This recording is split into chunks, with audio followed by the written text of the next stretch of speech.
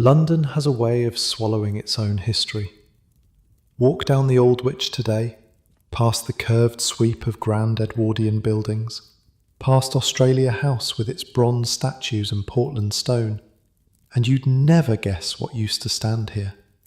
Never guess that beneath your feet, paved over and forgotten, lies the ghost of one of London's most dangerous, most colourful, most strangely alive neighbourhoods.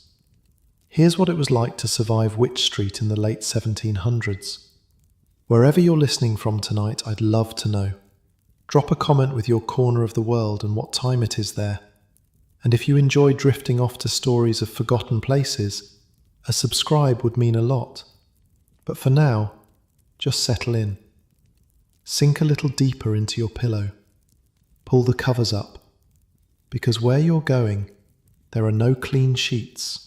No warm beds, no comfort at all, really. Just survival. The year is 1783. You're 14 years old, and you've just arrived in London.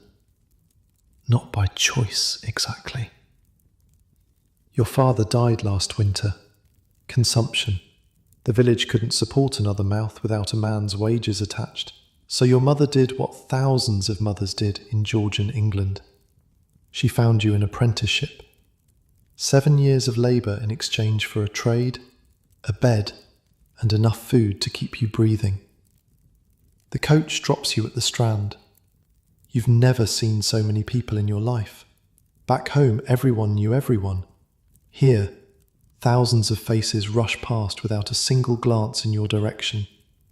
Carts rattle over cobblestones. Sellers cry their wares. Somewhere nearby, a man is shouting about the end of days, while another is loudly haggling over the price of eels. The smell hits you before anything else. Not one smell. Hundreds of them, layered and competing. Horse dung, obviously. The streets are thick with it, but underneath that, something sweeter and more rotten. Open sewers running down the middle of lanes. Cesspits beneath houses seeping through brick and mortar, the acrid bite of coal smoke hanging in the air like fog, and people, thousands upon thousands of unwashed bodies pressed together in a city that barely has room to breathe. Your eyes water, your stomach lurches. Welcome to London. The address your mother wrote on that scrap of paper leads you off the Strand, past a church called St. Clement Danes, and into a narrow lane that seems to swallow the light. This is Wych Street, and even by London standards, it's something else. The buildings lean over you, actually lean, their upper floors jutting out so far they nearly touch across the street. These are Elizabethan houses, some of them 200 years old, built when nobody cared about things like building codes or structural integrity. Their timber frames have warped and settled, their plaster has cracked and fallen away. Their windows are clouded with generations of grime, but they're still standing, somehow, crammed with life. You find the carpenter's shop about halfway down. A weathered sign creaks in the breeze, barely readable. The door is propped open despite the cold, and inside, a man is bent over a workbench, shaving curls of wood with a plane. He doesn't look up when you enter. You the boy? You confirm you're the boy. He sets down his plane, studies you for a long moment. He's maybe 40, which makes him old by the standards of this neighbourhood. His hands are scarred and calloused. His apron is stiff with wood dust and what might be dried blood from a slip of the chisel. Show me your hands. You hold them out. He turns them over, examines your fingers, your palms, the strength of your grip. Soft, he says. Village soft. We'll fix that. And just like that, your new life begins. The workshop sits on the ground floor. Above it, 2 cramped rooms where the master carpenter lives with his wife and 3 surviving children. The other 4 are in the churchyard. Fever took them. It's just something that happens here. Your sleeping space is in the workshop itself. A pallet of straw in the corner, covered with a blanket that might once have been wool, but has been worn down to something thin and scratchy. At night, you share this space with the other apprentice, a boy named Will, who's been here 3 years already. Will gives you the lay of the land that first night. Don't go out after dark. Not alone. Not ever. Why not? He just looks at you, like you've asked why fire is hot. The footpads will have your throat cut before you can scream. And even if they don't, the watch might take you for a thief and throw you in Newgate anyway. Better to stay inside. Keep your head down. Footpads, you learn, are what they call muggers here. The narrow streets and dark alleys make perfect hunting grounds. The overhanging buildings create shadows within shadows. A man could step out of a doorway, stick a knife in your ribs, strip you of anything valuable, and vanish into one of 100 winding passages before anyone even heard you fall. What about the watch? Will laughs. Not a pleasant sound. The watch is useless. Half of them are drunk. The other half are in on it. You're beginning to understand that you haven't just come to London. You've come to a particular kind of London. A London that exists in the cracks and shadows. A London that the grand houses on the Strand pretend doesn't exist, even though it's right behind them. Wych Street is the spine of this world, and Holywell Street, running parallel just to the left, is its beating heart. On your second day, the master sends you to fetch some supplies. Nails, he says, the ironmonger on Holywell Street, and for God's sake, come straight back. You step outside into the morning chaos. Wych Street is narrow, maybe 12 feet wide at its widest point, sometimes less.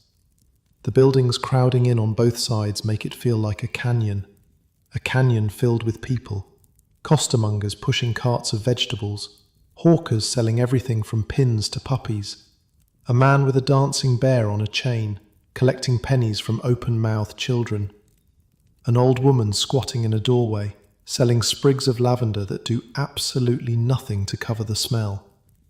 You push through the crowd. Turn onto Holywell Street. It's even darker here. The buildings hang so far over the road that barely any light reaches the ground. But the shadows are alive with commerce. Shop after shop crammed into every available inch. Old clothes shops mostly. The Jewish traders who've made this their quarter, selling second-hand coats and breeches to anyone with a few coins. Further down, the bookshops. Now, these bookshops are interesting.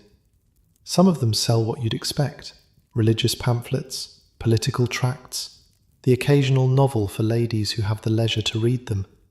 But others have their windows arranged with careful ambiguity, suggestive title pages, illustrated covers that make your ears go hot. You're 14. You notice.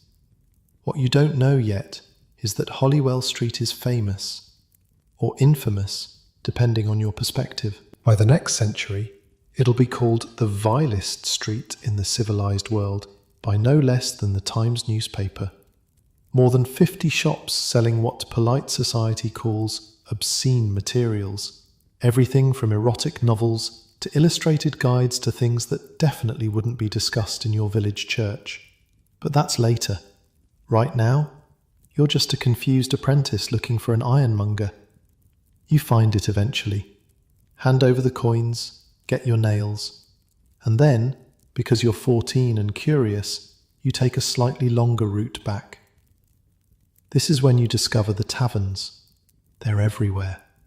The Rising Sun, the Black Lion, the George, the Crown and Anchor. Every few doors, another establishment offering ale and gin and company to anyone with pennies to spend. Even at this hour, they're doing steady business. Men spill out onto the street, tankards in hand, laughing and arguing and occasionally throwing punches. At one tavern, the Crooked Billet, A woman in a stained dress is standing on an overturned crate, belting out a song with lyrics that make your face burn. The crowd loves it. Coins rain into a basket at her feet. This is Wych Street. This is your new home. A place where the upper floors of buildings nearly touch across streets so narrow that a man could shake hands with his neighbour without leaving his window. Where the buildings themselves are older than memory, survivors of the Great Fire that destroyed so much of London in 1666. Where the shadows hide everything, from romance to robbery. Where the taverns never close, and the songs are never polite. You hurry back to the workshop. The master doesn't ask why you took so long. Maybe he knows. Maybe everyone who comes to Wych Street takes that extra walk, just to understand where they've landed. He puts you to work immediately. Sanding. Always sanding at first. Your hands blister within days. Then the blisters pop. Then they blister again. Eventually, the skin toughens into something leather-like. Your palms lose their softness. Your fingers learn the grain of wood. Weeks pass. Then, months. You start to understand the rhythms of this place.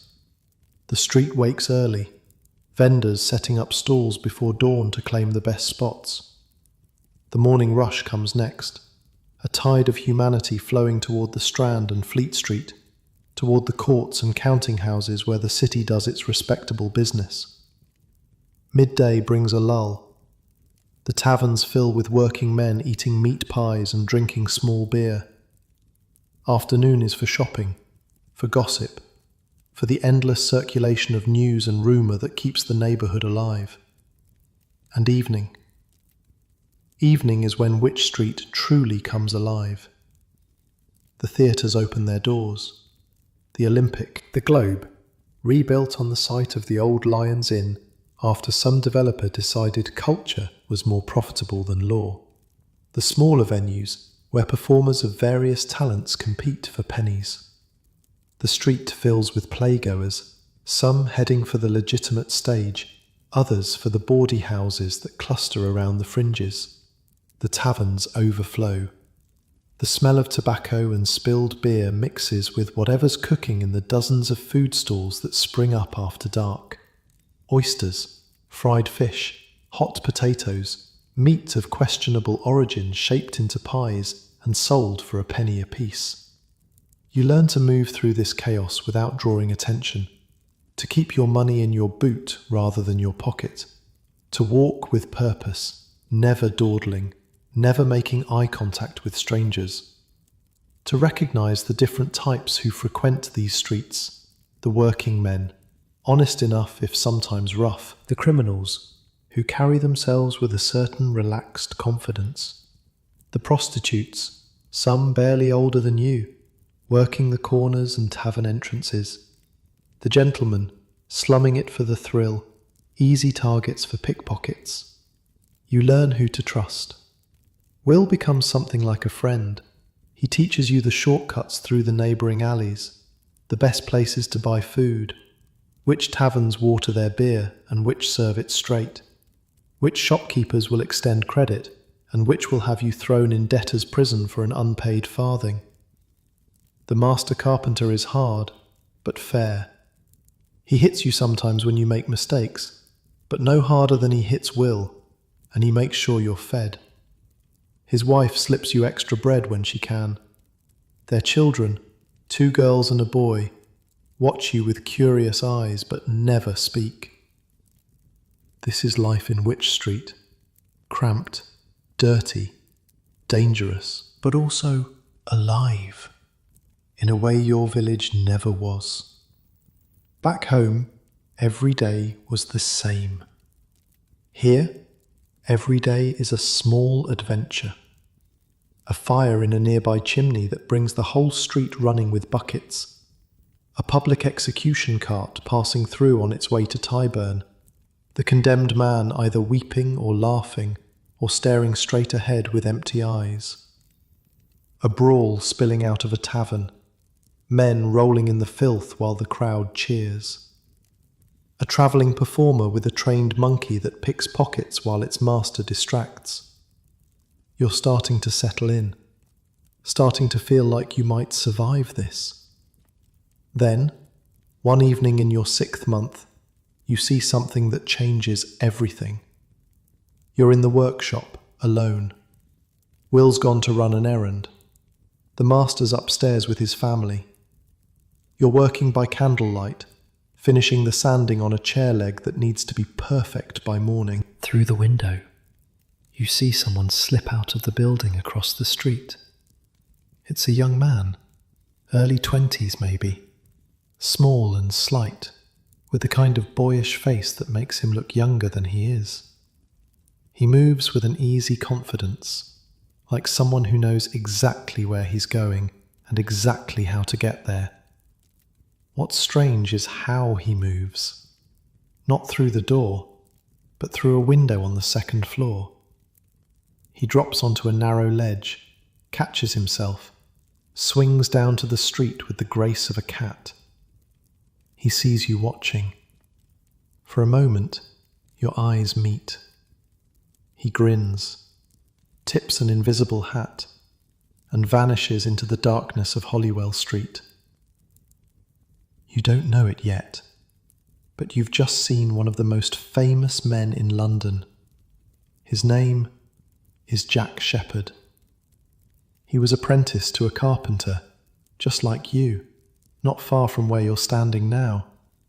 But unlike you, he didn't stick with the trade. He fell in love with a woman who worked the streets, fell in with a crowd of thieves, and fell, eventually, into a career of burglary that's making him the talk of every tavern in the city.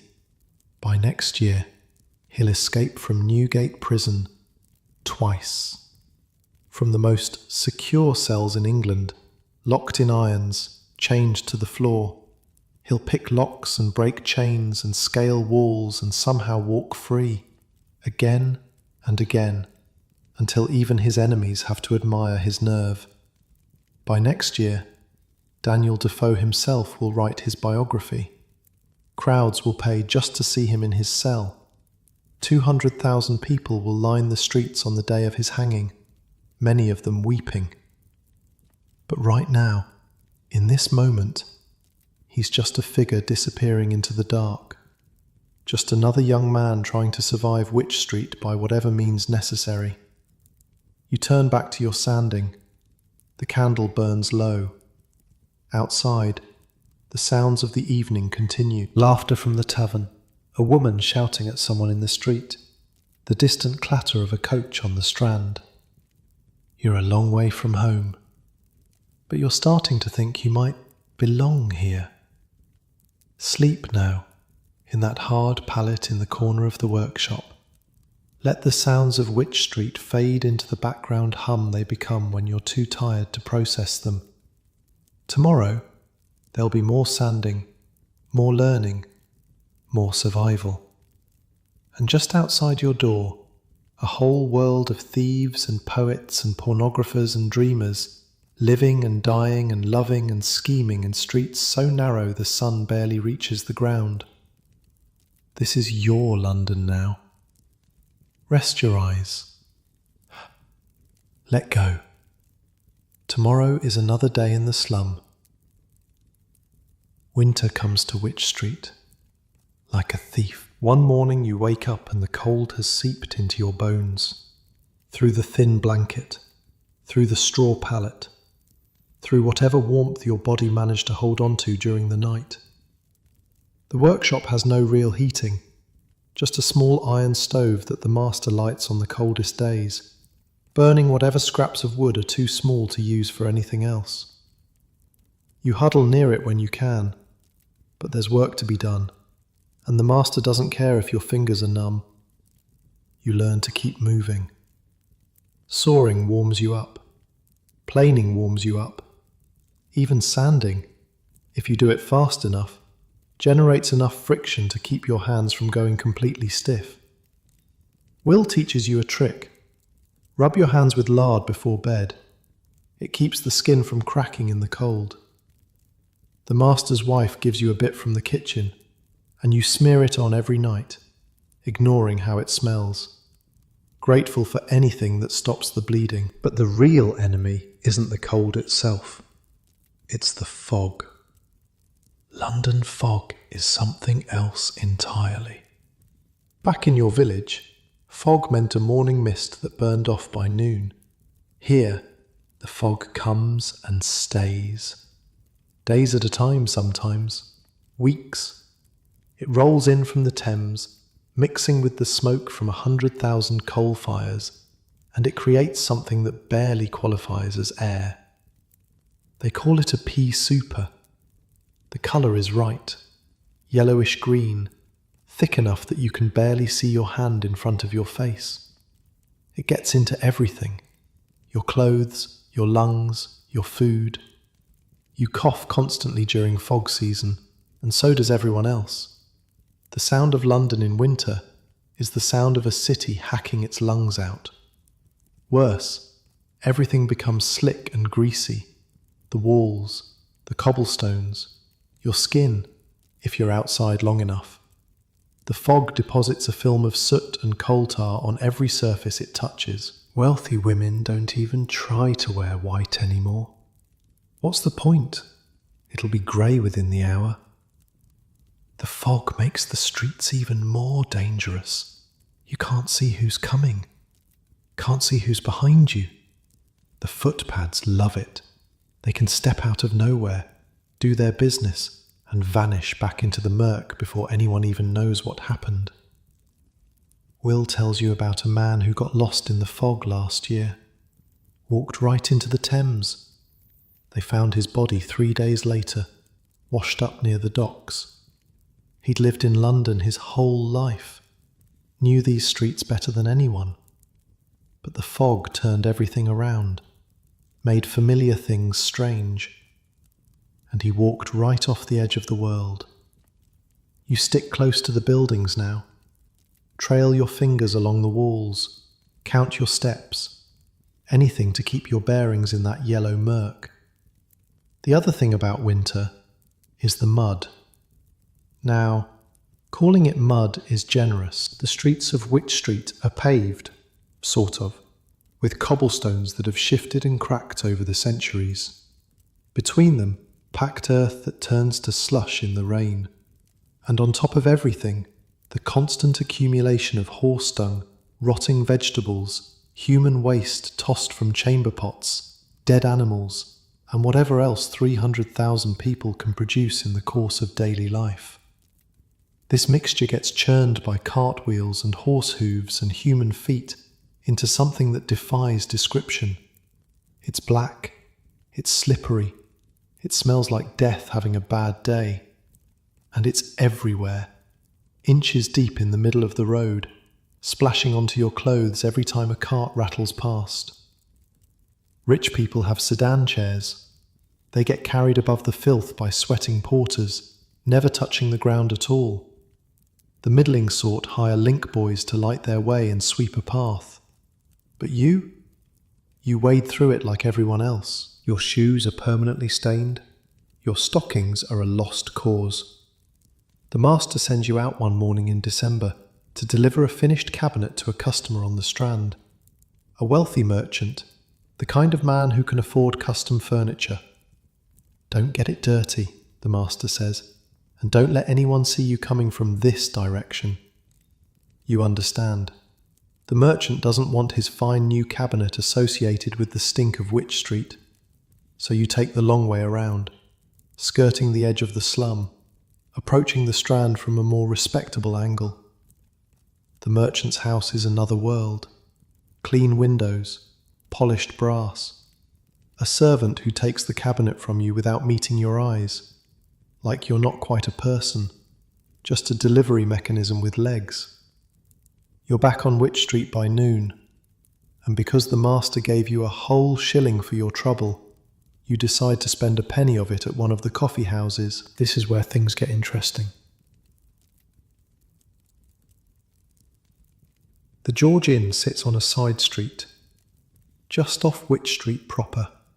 It's been there since 1723, originally as a coffee house, though they serve ale and wine now too.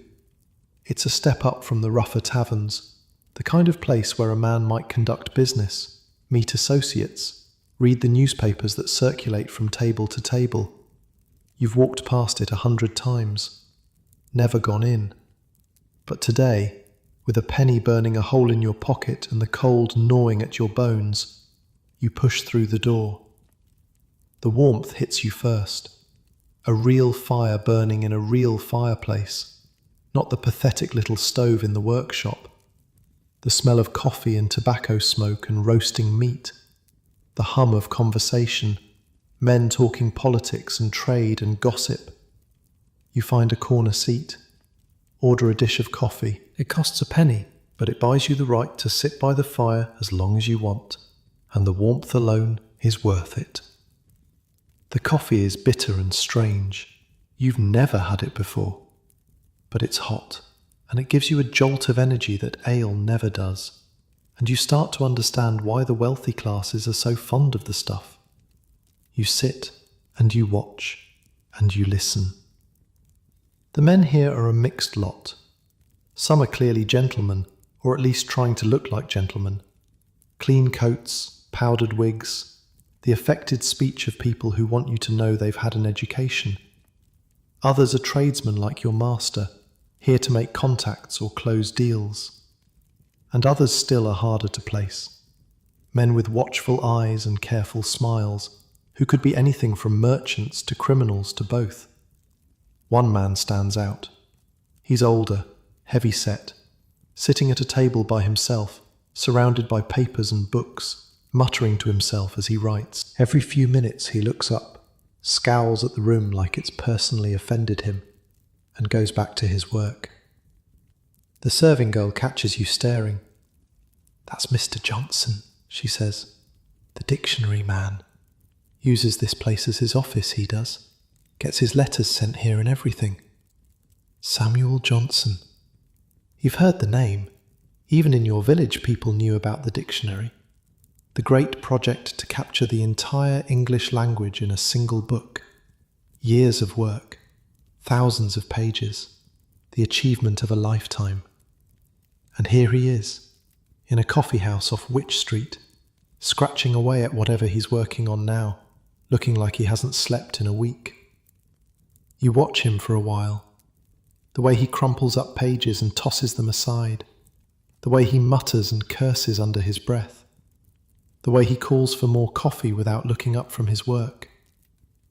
So this is what genius looks like. Tired and grumpy and sitting in the corner of a coffee house, trying to make words do what he wants them to do.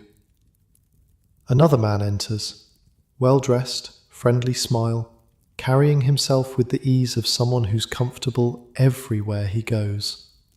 "Mr. Johnson," he approaches the writer's table. "A pleasure. As always."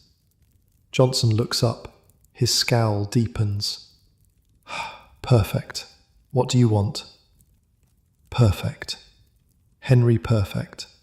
You'll learn more about him later. How he was born to a clerical family, trained for the church, but found the life of a con man more suited to his talents. How he dresses as a vicar and talks his way into respectable homes, charming old ladies out of their savings with tales of charitable causes that don't exist. Right now, he's playing his part perfectly. Smooth voice, trustworthy face. He slides into a seat across from Johnson and starts talking about some literary project he claims to be funding. Johnson isn't buying it. You can tell from the way his eyes narrow, the way he keeps his hand on his purse. "I have work to do, Mr. Perfect. Good day."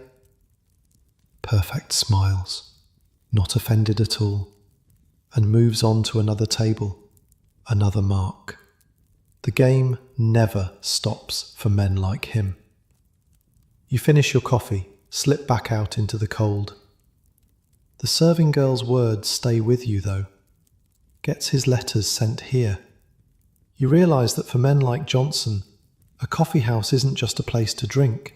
It's an office, a meeting room, a postal address, In a city where half the population can barely afford a room, let alone a proper house, these establishments become something like home for the men who use them. You've learned something today. These streets aren't just full of footpads and prostitutes. They're full of geniuses and con men and everyone in between, the high and the low, rubbing shoulders in the same cramped rooms, breathing the same foul air.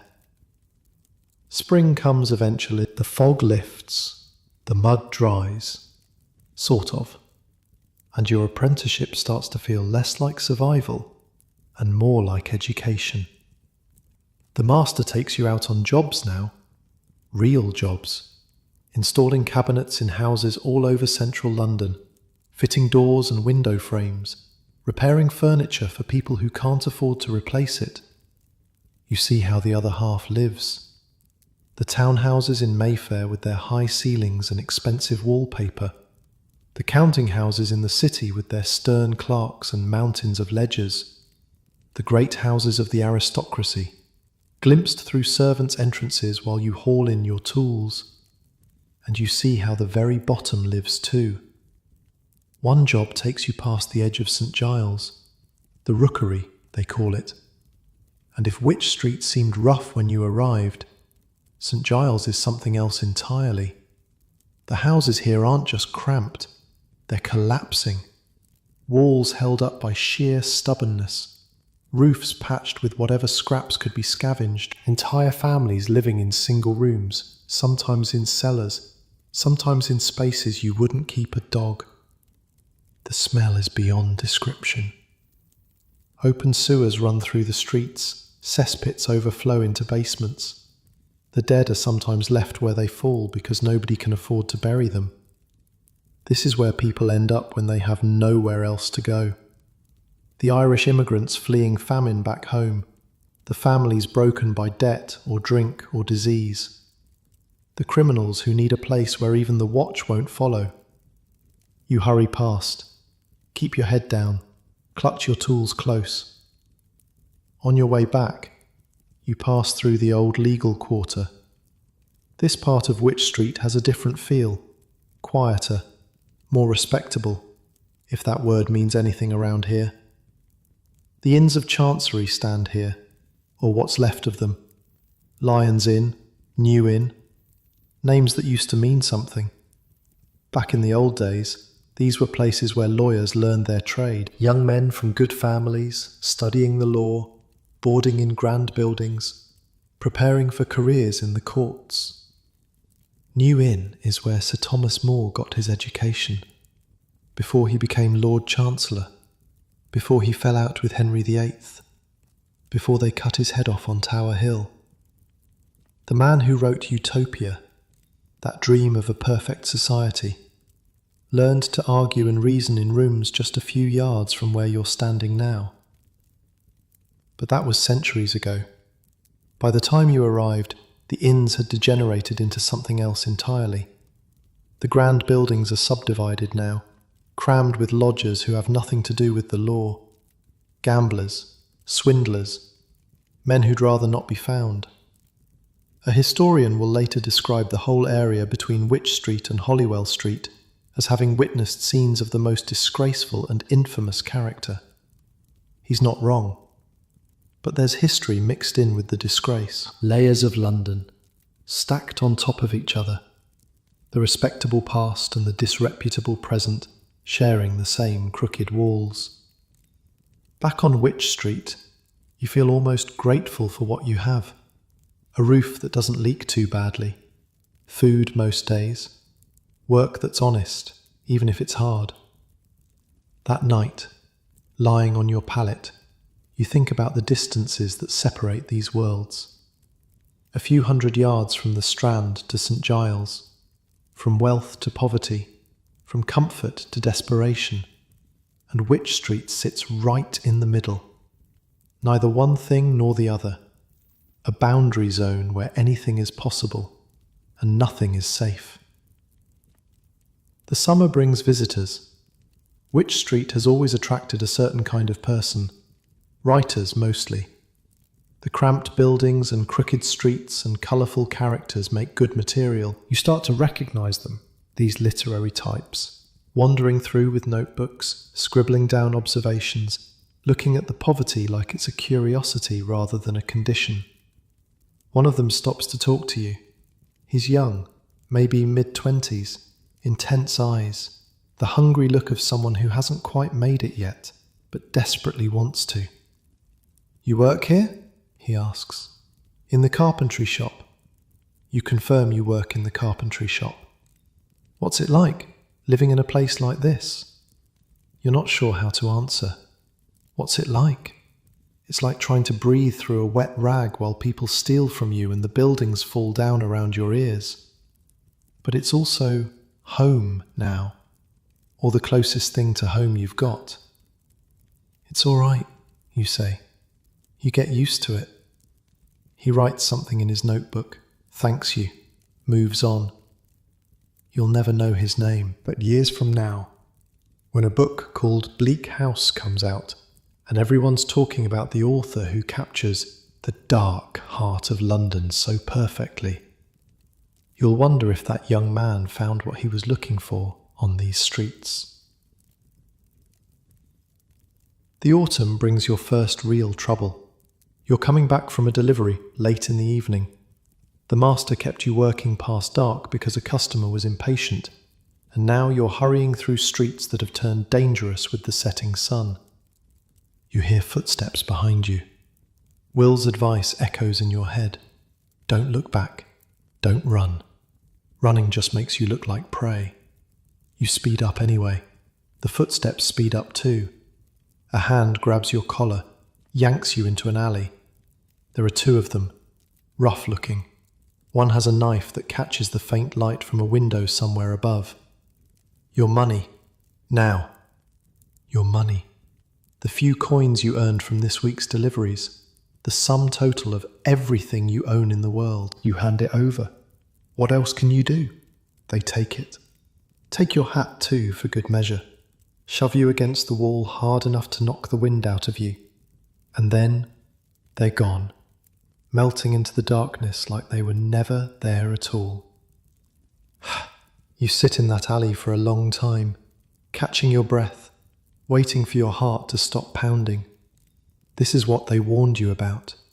This is what everyone warned you about. But here's the thing. You're still alive. You still have your tools. You still have your apprenticeship.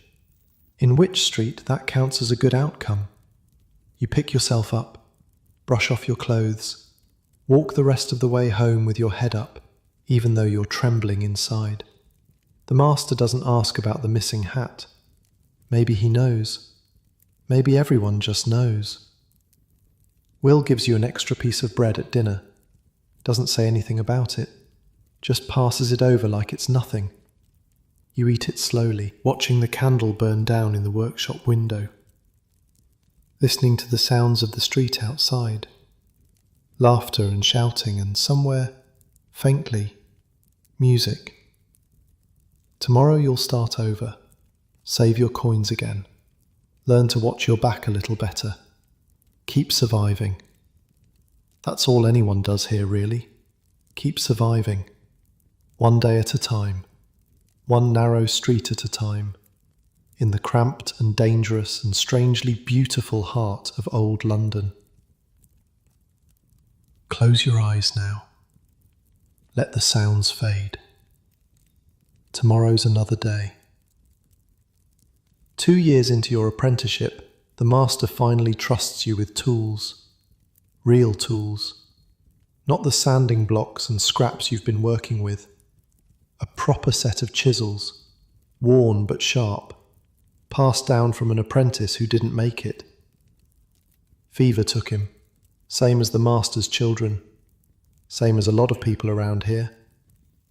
You don't ask whose they were, you just take them, keep them clean, learn to use them like extensions of your own hands.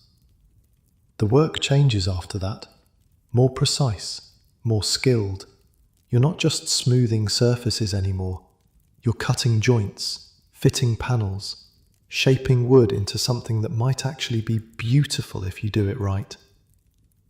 Will finishes his apprenticeship that spring. 7 years, served in full, and now he's a journeyman carpenter with the right to take paying work on his own.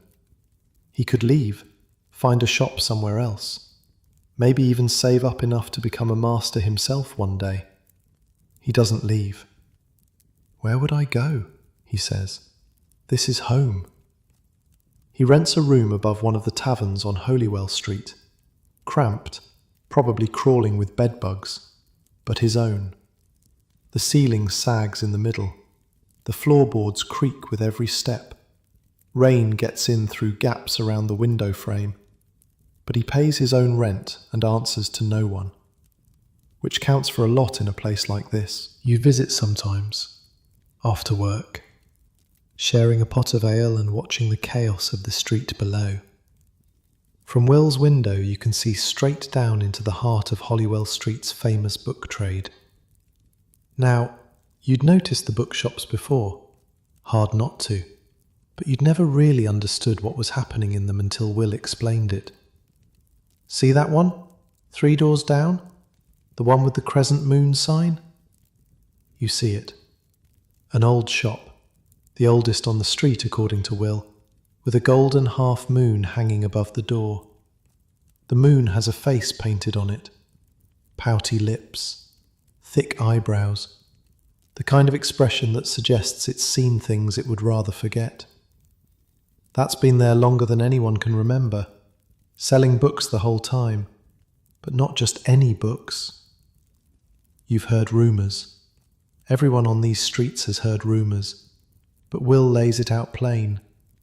The respectable booksellers deal in religious texts, political pamphlets, the occasional novel, standard fare, nothing to raise an eyebrow.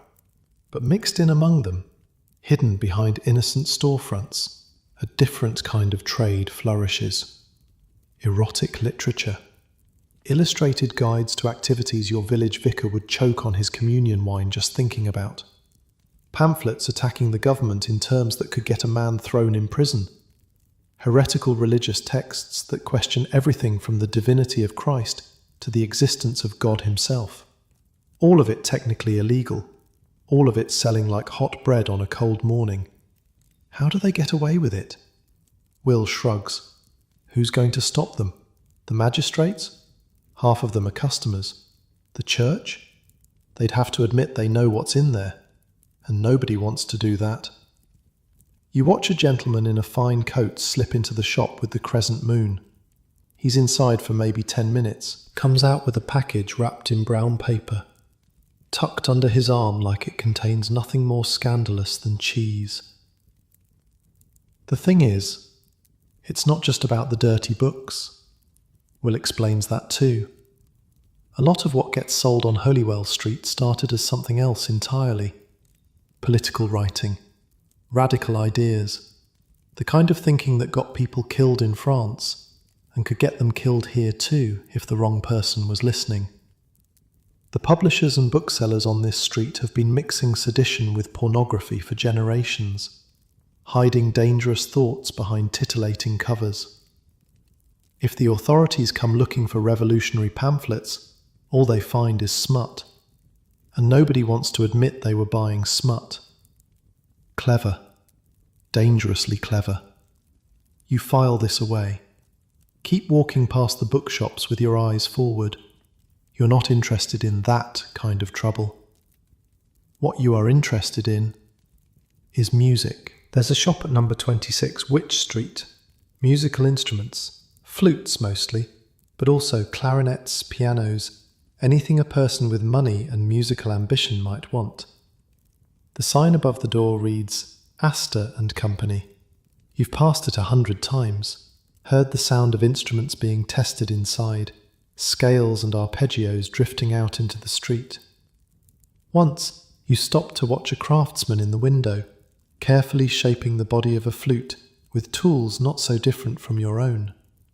The owner's son works the counter most days. Young fellow, thick German accent, always smiling. His name is John, or Johann if you catch him when he's tired and slips back into his native tongue.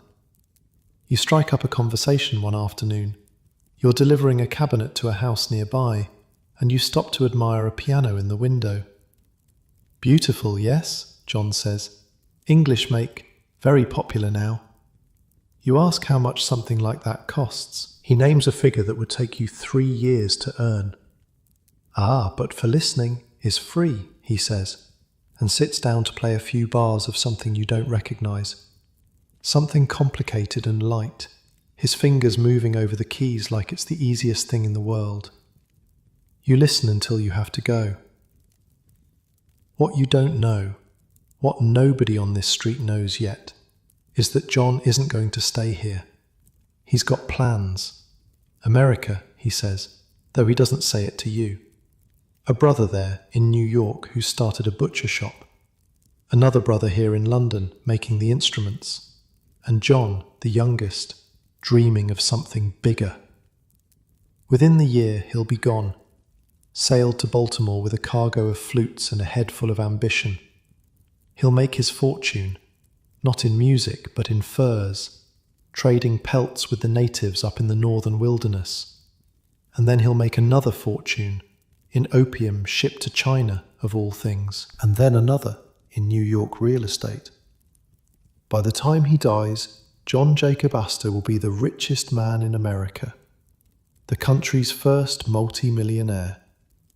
And it'll all have started here, in a cramped little shop on Wych Street, selling flutes to Londoners who couldn't have imagined where that awkward German boy would end up. But that's the future. Right now, he's just another young man trying to make his way, same as you. The theatres pull you in eventually. You've heard about them, of course. Wych Street is thick with performance venues, from the grand to the grubby. But apprentices don't have money for theatre tickets, and even if you did, the master would tan your hide for wasting it. Still, there are ways. The stage doors open onto back alleys. If you time it right, you can catch the tail end of a performance by lurking near an exit. The sound carries, the laughter, the gasps. Sometimes a door props open and you glimpse painted scenery, actors in costume, the impossible magic of people becoming other people right before your eyes. The Globe Theatre sits where Lions Inn used to stand, third theatre to carry that famous name, though it's got nothing to do with Shakespeare's original. Some developer decided that knocking down a law school and putting up a playhouse was progress. Maybe he was right. The lawyers who used to study here were already gone, replaced by gamblers and drifters.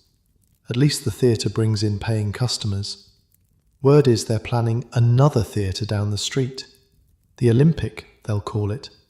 Someone's already bought the old Drury House site and started clearing it. The rumour going around the taverns is that they're going to build it from the timbers of a French warship captured during the wars, a whole theatre made from enemy wood. Only in London would someone think that was a selling point. Across the street, the Shakespeare's Head Tavern does a roaring trade before and after performances. The name's a bit of cheek, linking itself to the famous playwright even though he'd never set foot in this particular establishment. But nobody cares about accuracy when there's money to be made. Late one night, you stumble onto something remarkable. You're on your way back from a delivery that ran long. The streets are quiet by Wych Street standards, which means only a dozen drunks instead of 100. You're passing the Shakespeare's Head when you hear laughter inside. Not normal tavern laughter, something more sustained, more organised. You peek through the window. A group of men sits around a large table, drinking and arguing and clearly having the time of their lives. They're well dressed, these men. Writers and artists and editors, by the look of them. The kind of people who stay up all night because the ideas won't stop coming. Someone notices you looking, waves you in. You shouldn't. The master expects you back. But something about the scene is too interesting to resist. Inside, the air is thick with tobacco smoke and clever conversation. A man at the head of the table is holding forth on the state of English literature, gesturing with a pipe that scatters ash everywhere. Others interrupt him, disagree with him, buy him drinks to make him shut up. The Club of Owls, someone explains when you ask. We keep late hours, hence the name. You have no idea what any of them are talking about. Philosophy? Politics? The proper way to structure a sonnet? It's all Greek to you, and some of it might literally be Greek for all you know. But you listen anyway, nursing a single ale that someone presses into your hand, watching these men argue about ideas like ideas are the most important thing in the world. One of them, a younger fellow with ink stains on his fingers, asks what you do. Carpenter's apprentice, down the street. He nods like that's perfectly reasonable. Honest work, more than most of us can claim. Years later, you'll learn that this man went on to edit a magazine called Punch, that he lived upstairs from this very tavern for a while, surrounded by the chaos of Wych Street, writing satire that would make emperors uncomfortable. But tonight, he's just another dreamer, drinking too much and talking too fast, trying to figure out what kind of man he wants to be. You slip out before anyone expects you to say anything clever. Back to the workshop, back to reality. But something's shifted. You've seen behind the curtain, just a little, seen that the world isn't just divided into rich and poor, respectable and criminal. There's a whole other category of people who live by their minds, who trade in words and ideas instead of goods and services. And they're here, on your street, drinking in your taverns. Your world is bigger than you thought. The year turns. 1786 becomes 1787. Your apprenticeship enters its middle phase. The work gets harder in some ways, easier in others. Harder because the master expects more. Easier because you actually know what you're doing now.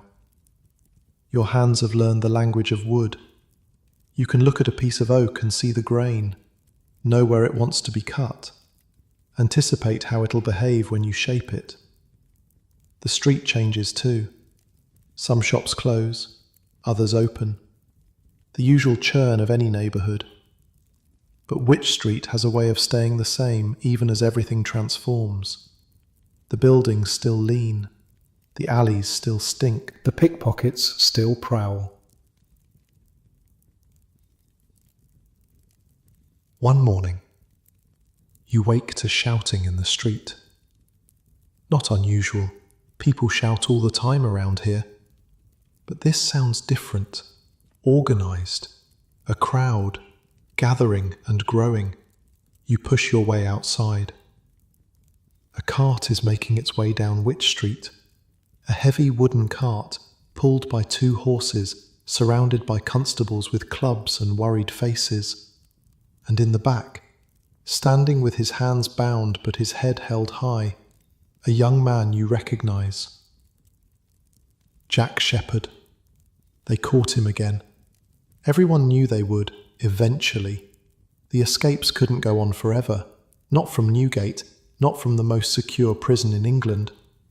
This time they'd kept him in irons, chained to the floor in a cell called the Stone Castle, watched around the clock by guards who'd been promised rewards if he stayed put. And still, somehow, he'd gotten out.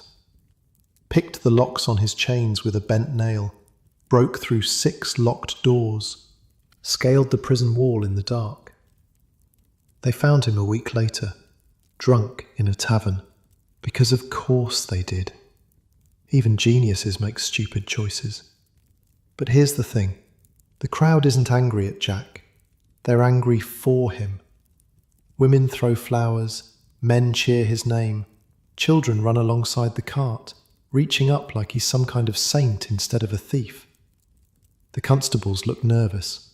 They're outnumbered 100 to 1, and everybody knows it.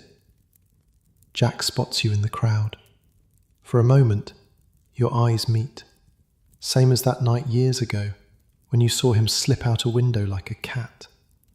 He grins, that same boyish grin, tips his head in acknowledgement, and then the cart moves on, toward the Strand, toward Tyburn, toward the gallows where his luck will finally run out. You don't follow, can't stomach it, but you hear about it later. Everyone hears about it. 200,000 people showed up to watch Jack Sheppard hang. That's more than the entire population of most English cities. They lined the route from Newgate to Tyburn, weeping and cheering in equal measure. Some of them wore white, like it was a wedding instead of an execution. His lover Bess had a plan to rescue him.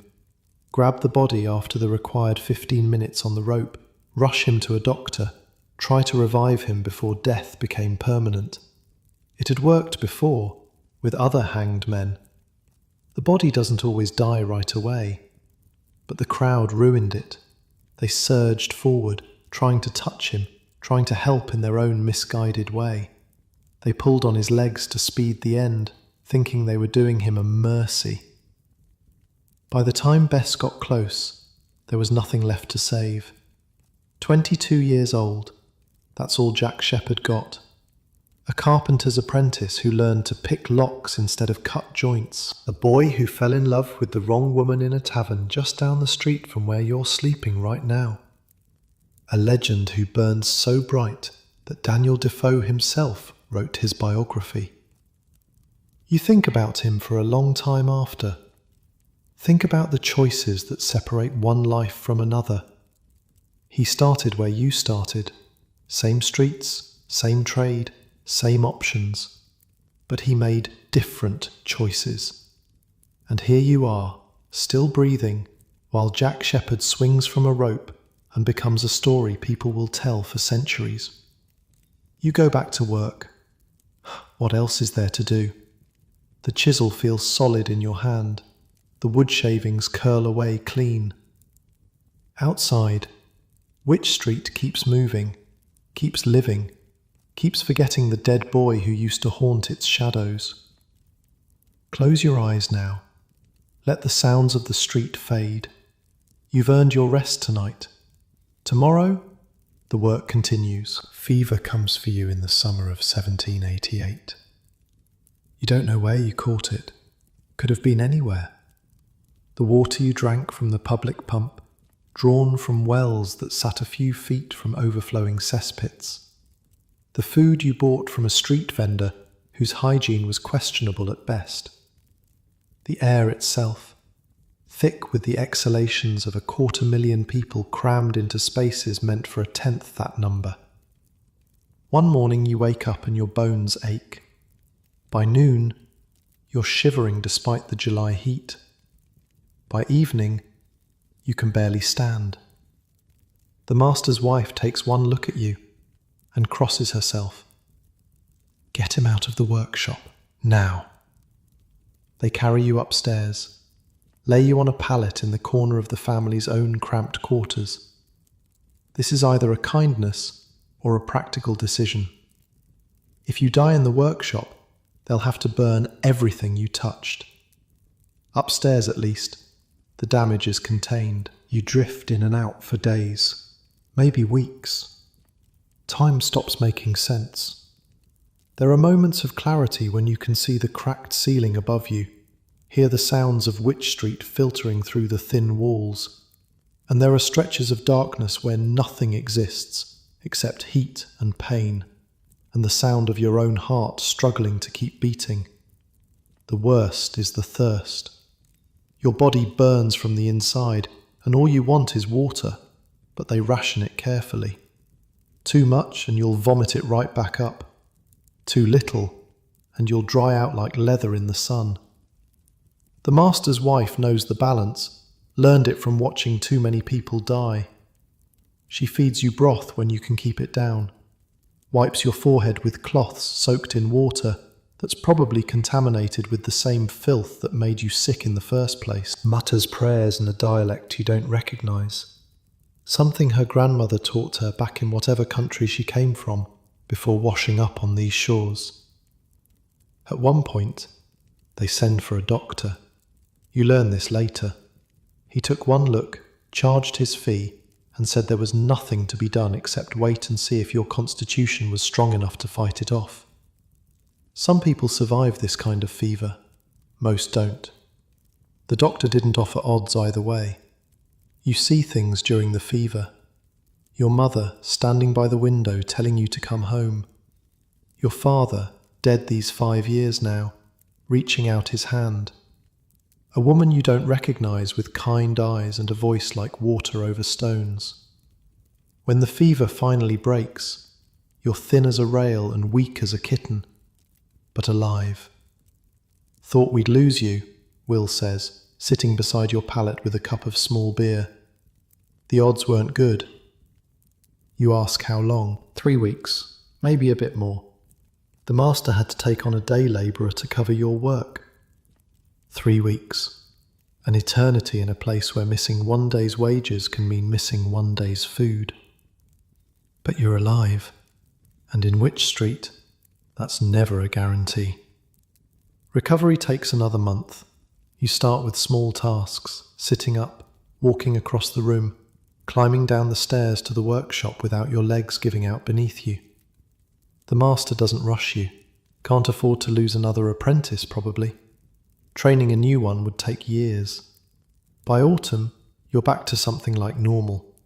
Thinner than before, weaker in ways that might never fully heal, but working, earning, surviving.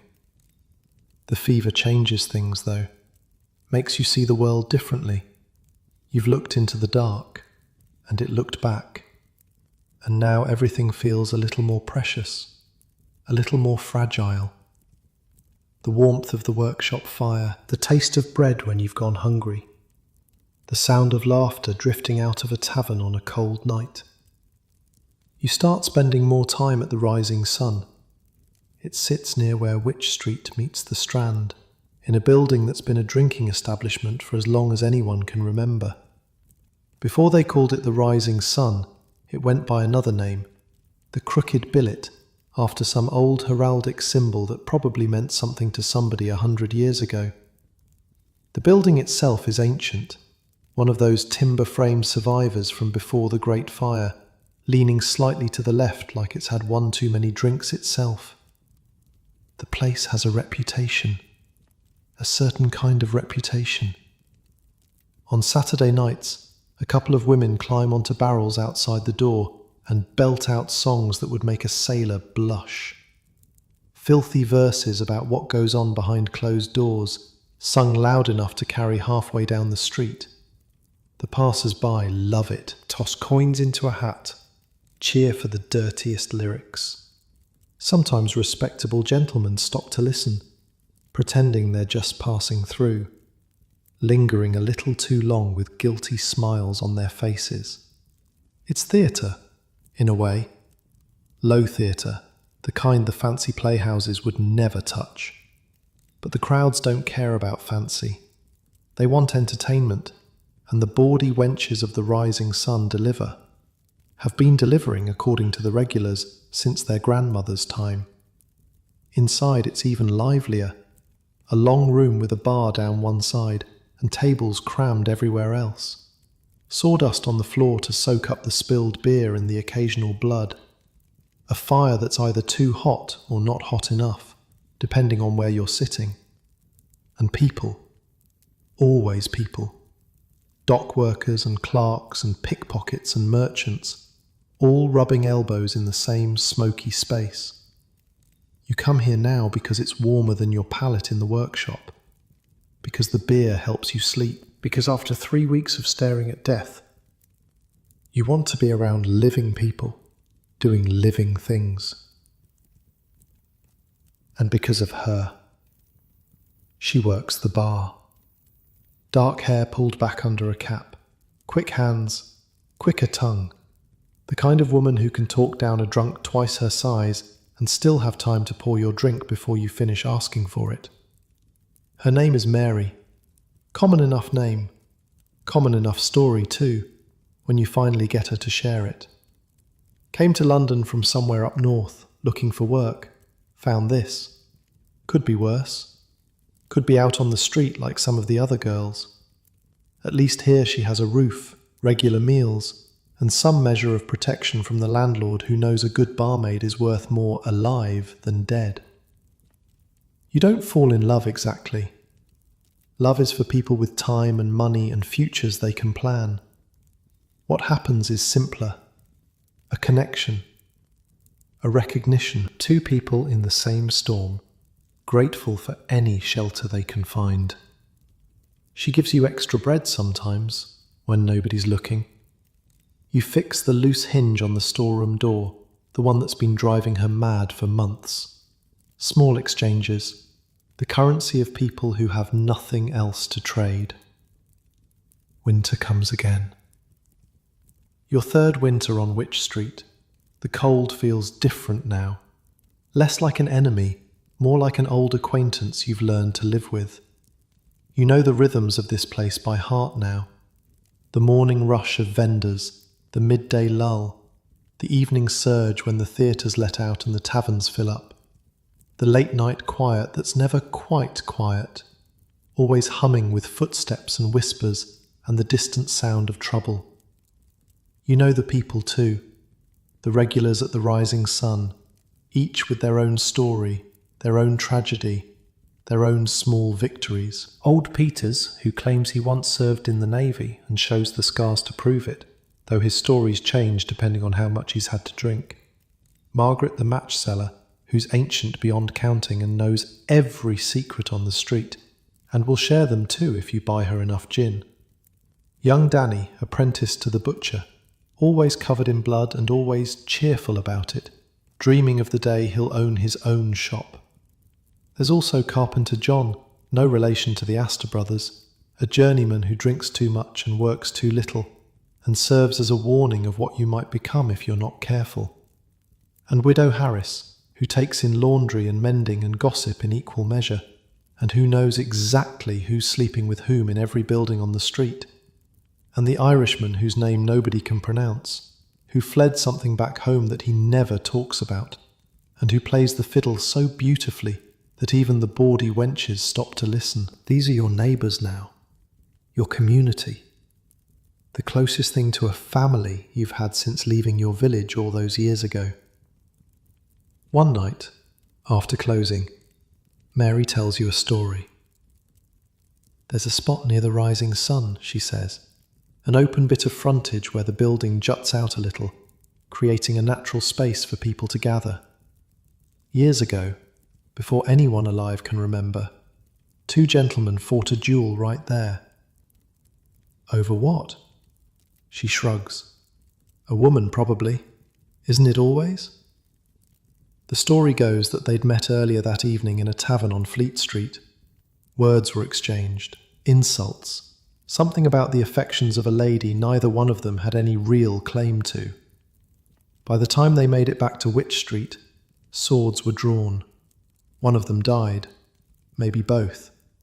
The stories don't agree. But the spot where it happened became a kind of landmark. People pointed to it, told the tale, kept the memory alive even as the blood soaked into the ground.